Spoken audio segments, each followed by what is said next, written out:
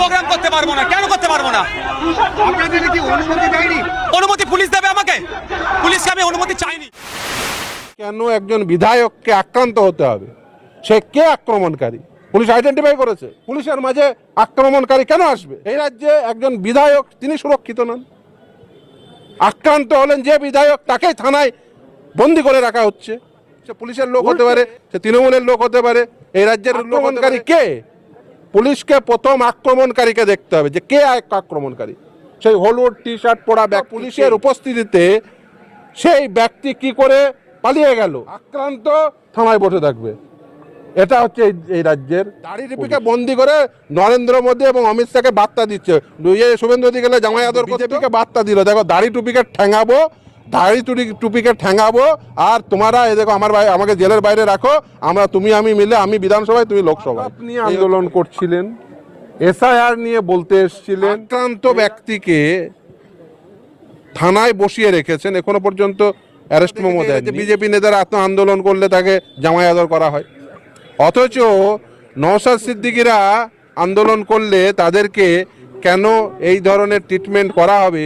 নওশাদ সিদ্দিকের উপরে কেন আক্রমণ করা হবে?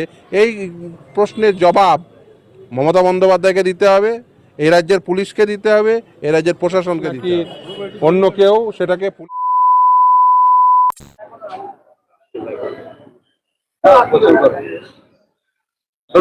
নওশাদ সিদ্দিকীকে কখন ব্যাংশন কোর্টে তোলা হবে?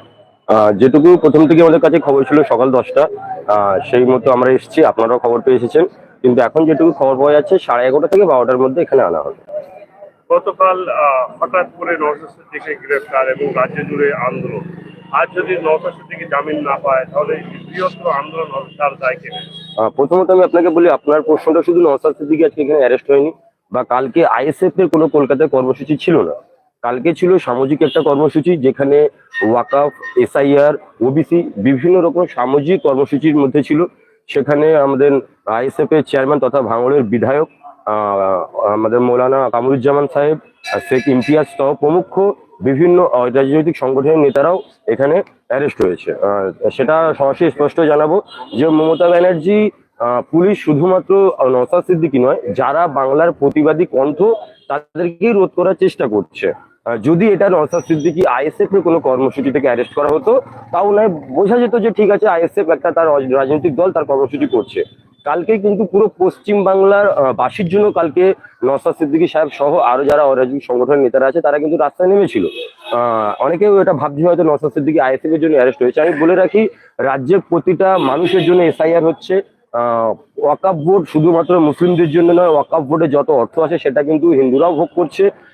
প্লাস ওবিসি ভুয়ো সার্টিফিকেটের জন্য যেটা হচ্ছে সেটা কিন্তু একেবারে পিছিয়ে পড়া জাতির জন্য নওশাদ সিদ্দিকী কালকে অ্যারেস্ট হয়েছে। আমি বলবো, আজকে যদি এখান থেকে জামিন না পাওয়া যায় তাহলে শুধুমাত্র আইএসএফ নয়, রাজ্যের বিভিন্ন জাতি, ধর্ম, বর্ণ, রাজনৈতিক অরাজনৈতিক সংগঠন যারাই আছে সকলকেই আজকে পথে নামতে হবে। যদি আজকে নওশাদ সিদ্দিকী, কামরুজ্জামান, ইমতিয়াজ শেখের মতো ব্যক্তিরা যদি ভিতরে থাকে, তাহলে আপনাদের নেতা আপনারা কাকে ভাবছেন? যদি আপনাদের আন্দোলন করতে গিয়ে, যদি আপনাদের প্রোটেস্ট করতে গিয়ে যদি শাসক দলের নেতারা যদি আপনাদেরকে বাধা দেয়, তাহলে সরাসরি চোখে চোখ রেখে প্রশ্ন করবেন, নওশাদ সিদ্দিকী ওয়াকাফ নিয়ে আন্দোলন করতে গিয়েছিল, অ্যারেস্ট হয়েছে, আপনারাও ওয়াকাফ নিয়ে আন্দোলন করুন, আমরা পাশে থাকবো। স্পষ্ট বার্তা, নওশাদ সিদ্দিকী আইএসএফ এর জন্য, আইএসএফ কে আগিয়ে নিয়ে যাওয়ার জন্য অ্যারেস্ট হয়নি, অ্যারেস্ট হয়েছে ওয়াকাফের জন্য, মসজিদ বাঁচানোর জন্য, মাদ্রাসা বাঁচানোর জন্য। নওশাদ সিদ্দিকী অ্যারেস্ট হয়েছে এসআইআর। আপনি যেন ভারতের নাগরিক থাকেন, বাংলায় আপনার যেন ভোট অধিকার থাকে, ডি ভোটার না হয়ে পড়েন, সেই জন্য ওবিসি সার্টিফিকেট আপনার ছেলেরা যেন চাকরি করতে পারে, চাকরির সুবিধা পায়, সেই কারণেই অ্যারেস্ট হয়েছে। সামাজিক প্রতিবাদ করার জন্য অ্যারেস্ট হয়েছে। তাই বলবো, আইএসএফ নয়, জাতি, ধর্ম, বর্ণ, রাজনৈতিক সবার ঊর্ধ্বে গিয়ে পথে নামুন। আজকে যদি নওশাদ সিদ্দিকীরা না ছাড়া পায়, তাহলে কিন্তু পরবর্তীতে আপনি আপনার জন্য আওয়াজ তুলতে পারবেন না। নিন্দুকেরা বলছে নওশাদ সিদ্দিকী মূলত ফুটেজ খাওয়ার জন্য সামনের সারিতে কালকে লড়াই দিয়েছে। যদি ফুটেজ খাওয়ার জন্য হতো তাহলে আমরা শুভেন্দু অধিকারীকে দেখেছি।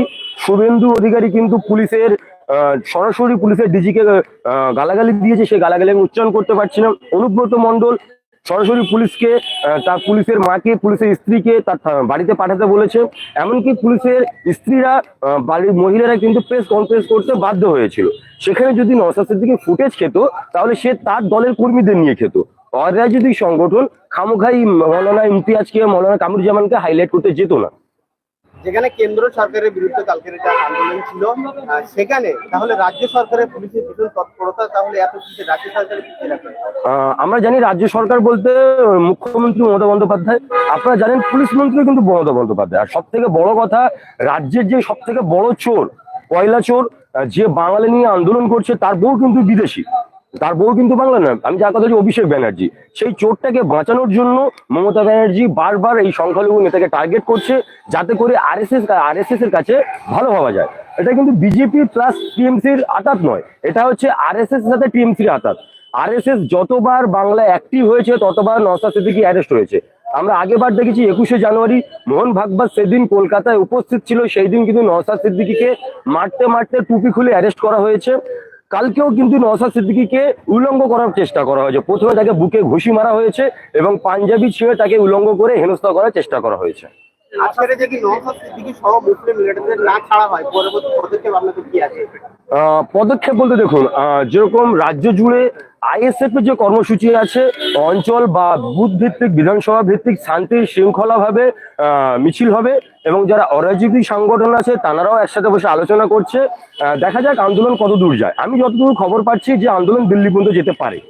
পুলিশের ভূমিকা আমরা দেখছি যখন ভাঙড়ে হাই মাদ্রাসা ভোটে নমিনেশন আইএসএফ করতে পারছে, সেখানে পুলিশের অ্যাক্টিভ ভূমিকা তেমন ভাবে দেখা যাচ্ছে না, কিন্তু গ্রেফতারি করার সময় অ্যাক্টিভ ভূমিকা দেখা যাচ্ছে। সেটা নিয়ে পুলিশ বলতে যেটা বুঝলাম, আমাদের একটা ভিতের একজন 4টে প্লেয়ারের মধ্যে একটা ভিত আমাদের, সেখানে কিন্তু পুলিশের ভূমিকা আমরা দেখতে পাই না। যখন শুভেন্দু অধিকারী শুভরের বাচ্চা বলে গাল দেয়, যখন অনুব্রত মণ্ডল পুলিশের মাকে, পুলিশের স্ত্রীকে তার রুমে পাঠাতে বলে, তখন কিন্তু আমাদের তাদের তৎপরতা দেখতে পারি না। আমরা তৎপরতা তখন দেখতে পাই যখন নওশাদ সিদ্দিকী ওয়াকাবের জন্য মাঠে নামে, যখন কামরুজ্জামান ওয়াকাবের জন্য মাঠে নামে, তখন দেখতে পাই। এখানে স্পষ্ট মমতা ব্যানার্জি শুধু ঘোমটা পরে মুসলিমদের তোষণের নামে শোষণ করে যাচ্ছে। মাথা খারাপ।